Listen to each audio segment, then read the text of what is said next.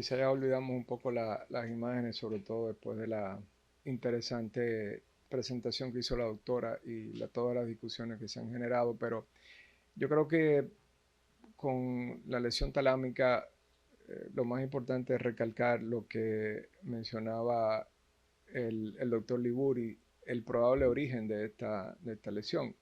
Si independientemente del foramen oval, yo entiendo que este paciente tenemos que buscar algún síndrome, algún fenómeno protrombótico y el consumo en este caso, de marihuana. Eh, Hay también en los pacientes las personas que consumen alta cantidad de marihuana, hay otro síndrome que es reversible y es una afectación en el esplenio del cuerpo calloso. Y son pacientes que se presentan con síndromes confusionales agudos que tienden a revertir inmediatamente pues el efecto de la sustancia pues desaparece. Y lógicamente también el consumo de cocaína, que tiende también a ser estos pacientes, al igual que ahí sí podría haber cierta disyuntiva en cuanto al origen, sobre todo porque hacen vasoespasmo en las ramas terminales y en circulación de cerebral media, sobre todo, y son pacientes jóvenes que hacen grandes infartos eh, hemisféricos. Eso por ese lado. Llamaba la atención en el caso de ese paciente era la localización del infarto, talámico, posterior, un poco lateral, y era interesante. La doctora revisó bastante bien el tema de la afectación del síndrome de Percheron, que es interesante, no muy común de ver, y yo creo que en ese sentido, pues, muy bonito también el caso. Y gracias, doctora, también porque estos casos nos ilustran. No es tan común en nuestra práctica. Bueno, la doctora envía, pero la doctora Lora siempre tenemos muchos pacientes, lo ve un poco más el doctor Paliza. Y en el caso de los niños, siempre identificar. La verdad que ahora con el tema del, de la afectación por COVID y estos pacientes, como dijo el doctor Puello, el long COVID, estamos viendo mucho más cosas que antes no veíamos.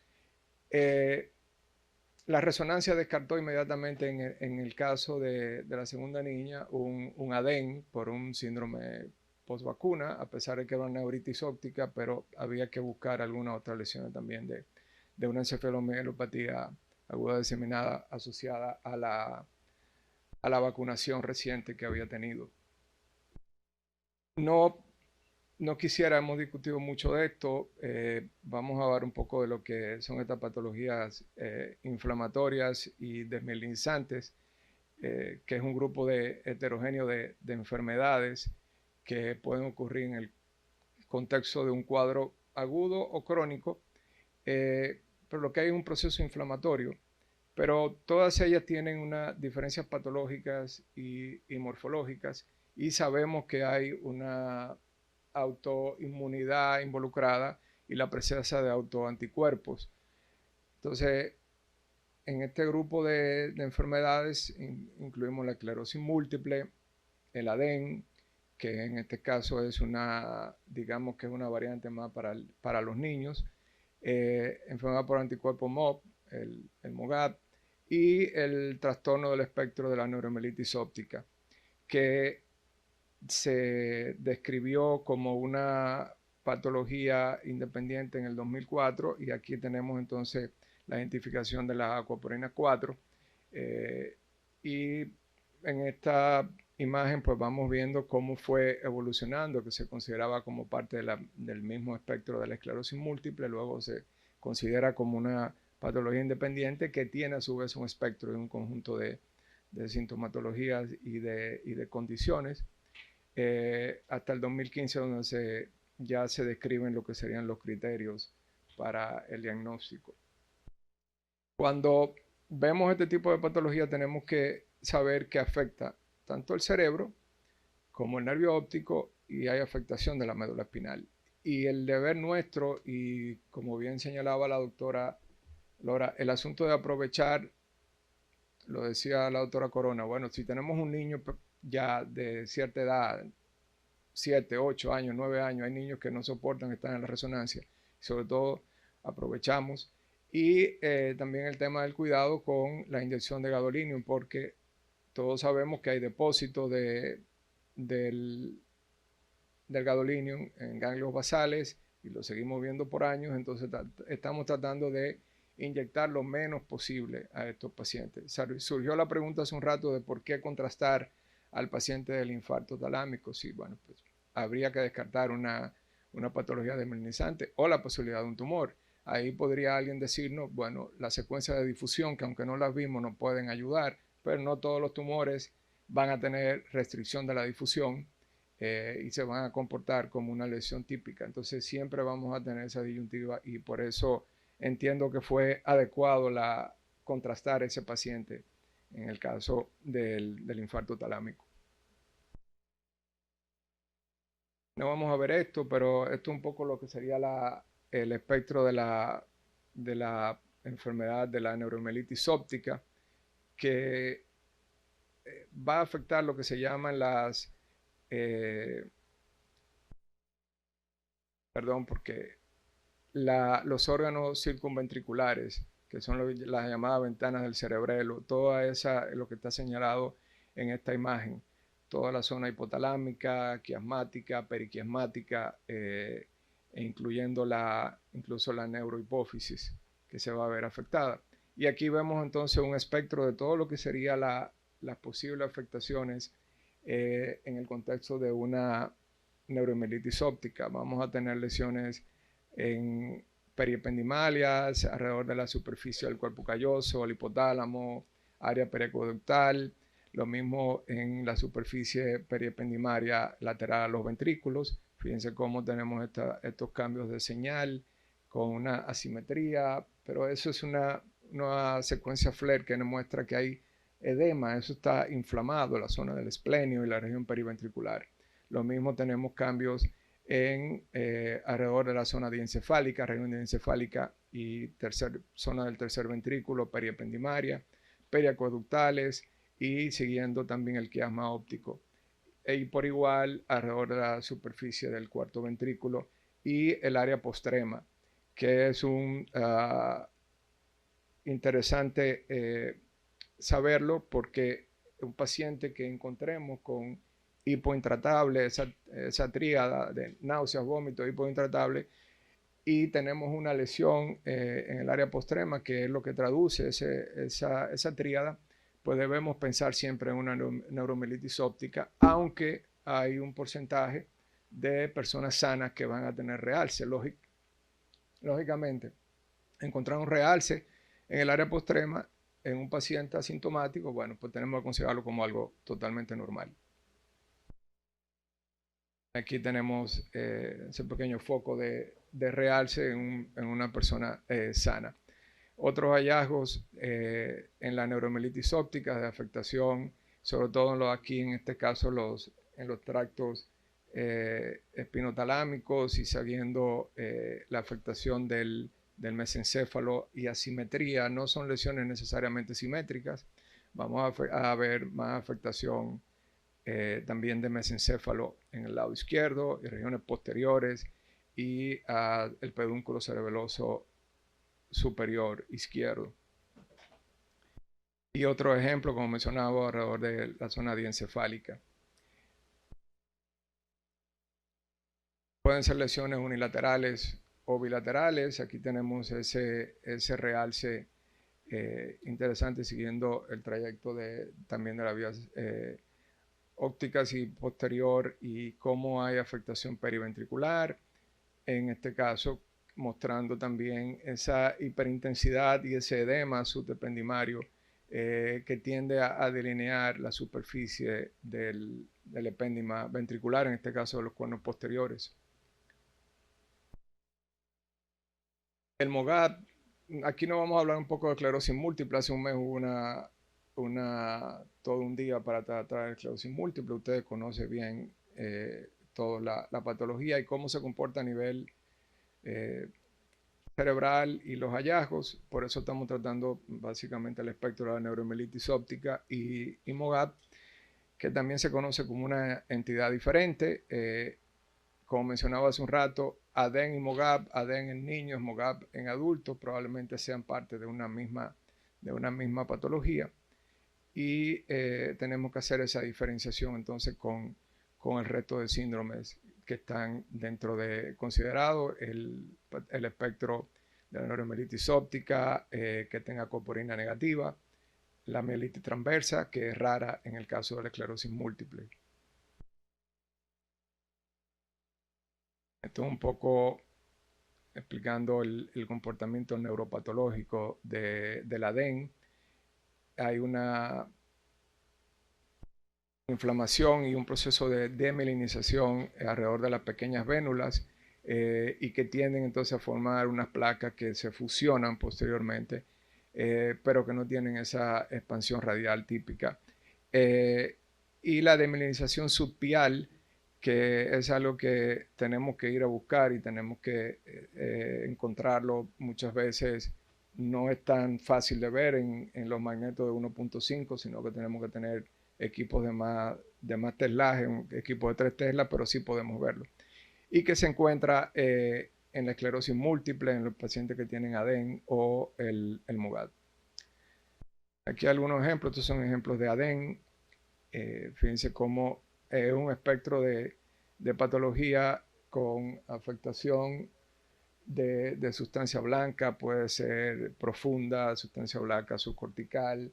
Se ven como lesiones nodulares, hay afectación también posterior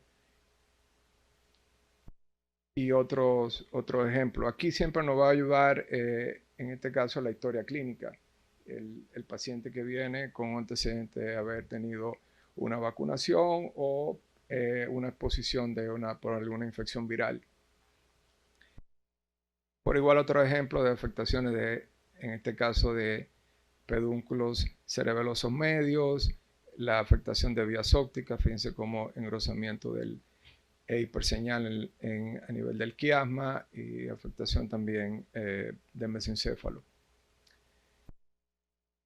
En el caso del MOGAD, y sobre todo cuando tiene IgG positivo, son lesiones que tienden a ser bilaterales, más grandes y mal definidas. Fíjense que en esta secuencia FLAIR, la afectación de los pedúnculos cerebelosos son lesiones asimétricas en volumen, pero esa morfología ovalada, lobulada, irregular, también la señal no es una señal tan hiperintensa, con algunas zonas que tienden, si vemos esto en una secuencia T2, a ser un poco más por necrosis central en la lesión.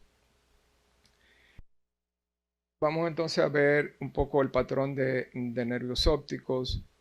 En el caso de la esclerosis múltiple, vamos a pasar esto, ya lo habíamos mencionado hace un rato mientras presentaba la doctora Corona, pero una esquematización y el ejemplo en imagen. En el caso de la esclerosis múltiple, tenemos una afectación sobre todo de la zona del tercio medio del nervio en su segmento intraorbitario. Segmentos cortos, una placa única que ocupa todo el nervio, sin embargo no hay un ensanchamiento tan significativo del nervio, y un patrón de realce que tiende a ser más proximal dentro en la placa, no hacia la parte posterior de la placa, como vemos en este ejemplo. En la ilustración se detalla que hay una afectación mayor del nervio, sin embargo el realce no es completamente afectando por completo el segmento del nervio que tiene la placa y que se mostraría hiperintenso. Lo mismo los cambios que vamos a ver en el plano coronal, como tenemos esa simetría en la intensidad de señal del nervio. En la imagen del centro vemos como hay una sutil hiperintensidad periférica y lógicamente la simetría de señal, fíjense el nervio derecho y el nervio izquierdo como está hiperintenso. Y también ese margen se pierde el margen superior del nervio, que es otro signo de que hay un proceso inflamatorio. En el caso del espectro de la neuromielitis óptica, bien esquematizado a la izquierda, cómo la afectación del nervio es posterior y hacia las zonas quiasmáticas intracerebrales del nervio. Aquí hay que señalar que el comportamiento de la neuromielitis óptica es diferente a las otras dos patologías. Podemos tener afectación unilateral o bilateral. El nervio se puede atrofiar. Por igual el nervio está en el cuadro agudo inicial. Lo que vamos a tener es un nervio engrosado y sobre todo en la zona quiasmática. Un realce heterogéneo y esa irregularidad en el trayecto del nervio que podemos ver en esta imagen axial, como hay un realce en el nervio óptico derecho y que se extiende y como toda la periferia del nervio también lobulada e engrosada. Estas dos imágenes en los segmentos quiasmáticos muestran el engrosamiento típico que podemos ver en el espectro de la neuromielitis óptica. Y otro ejemplo, tanto en el plano axial como coronal, del engrosamiento del nervio. Aquí tenemos un ejemplo de solamente realce en el nervio óptico, en el segmento quiasmático, en el lado izquierdo. Y en el caso del MOGAD, vamos a tener siempre afectación bilateral. Se afecta el segmento anterior en la porción intraorbitaria del nervio, como vemos en estos ejemplos. Desde el origen, fíjense cómo la cabeza del nervio y todo el taxo proximal del nervio está realzando. Afecta, como dije, a ambos nervios. Puede haber el engrosamiento en la parte, el edema de la cabeza, por tanto ahí en el segmento retrovulvar está prominente. El realce del nervio y de la vaina también perinerviosa, y la difusión restringida, que indica que el proceso inflamatorio es activo. No facilita la difusión, lo que significa que hay restricción a los movimientos de la molécula de agua y por eso el nervio está inflamado. No vamos a encontrar hacia las zonas quiasmáticas ni posteriores intraorbitarias tampoco afectación. Aquí tenemos unos ejemplos de cómo ese patrón de realce, esto señala bastante las cabezas de flechas. Aquí las flechas nos señalan cómo las cabezas y el realce propio en el nervio, justamente en el origen, señalando ese proceso inflamatorio activo y el edema de la cabeza. No me voy a detener aquí por una cuestión de tiempo, pero solamente esto lo podemos ver al final de la presentación, un poco resumiendo lo que nos va a permitir hacer la diferencia entre una patología y la otra. Tenemos aquí los diferentes patrones de afectación cerebral en el caso de la esclerosis múltiple, en la neuromielitis ópticas y el ADEN y MOGAD. Fíjense cómo la esclerosis múltiple tiende a afectar porciones laterales del mesencéfalo, los pedúnculos de manera unilateral, son unas lesiones más definidas. En el espectro de la neuromielitis óptica, una afectación bilateral, aunque asimétrica, porque tiende siempre a irse a lateralizarse. Sucede en todas las imágenes, igualmente en la imagen central. Fíjense, puede estar afectado todo el mesencéfalo y el puente de dorsal a ventral, y el MOGAP es una lesión más, y el ADEN por igual, son lesiones más, digamos que ocupan toda, en este caso el mesencéfalo, y tienden a ser lesiones que respetan partes de la sustancia blanca. Sobre todo vemos en esta imagen inferior cómo hay una zona de sustancia blanca que no está afectada en este caso. No he mencionado, pero tenemos, sobre todo cuando hay la afectación de las lesiones del cuerpo calloso, hay una patología que a veces no es tan común, pero se nos olvida, que es el SUSAC, que tenemos que tenerlo pendiente. En este caso, esa trilogía de alteraciones visuales, hipoacusia, no siempre vamos a tener la tríada, pero es una patología que tenemos que tener en cuenta, sobre todo cuando tenemos lesiones de cuerpo calloso. Aquí esquematizando lo que sería la afectación del nervio óptico. En la imagen de la izquierda tenemos la esclerosis múltiple, el espectro de la neuromelitis óptica y aquí el MOGAD y también el MOGAT. Esto es un poco el resumen de todos los criterios de diagnóstico y en qué artículos van a poder encontrar información y resumiendo también lo que sería la patología de a nivel de la médula espinal. Es interesante y tenemos que señalar que en el caso de la esclerosis múltiple siempre vamos a encontrar segmentos cortos, menos de 2 cuerpos vertebrales en nivel afectado. Las lesiones del MOGAP son lesiones mucho más extensas. Puede haber lesión del cono y del filum, que no lo vamos a ver normalmente en el caso de la esclerosis múltiple. Vamos a encontrar también este patrón típico en H, que va a tener el MOGAP, que no es habitual de la esclerosis múltiple, que puede tener esta afectación posterior y sobre todo afectaciones laterales, en los cordones laterales. Y en el caso del espectro de la neuromelitis óptica, este patrón de realce, que también respeta algunas áreas de la médula y sobre todo el comportamiento de afectación que es más central hacia la periferia, a diferencia de las otras dos patologías. Y un poco más algunas otras imágenes, y aquí de nuevo resumiendo lo que habíamos conversado. Es importante recordar que hay en particular, en el caso de la neuromelitis óptica, el famoso signo del bright spot, que puede ser una hiperintensidad muy focal que no la vamos a encontrar en las otras patologías. Gracias por su atención.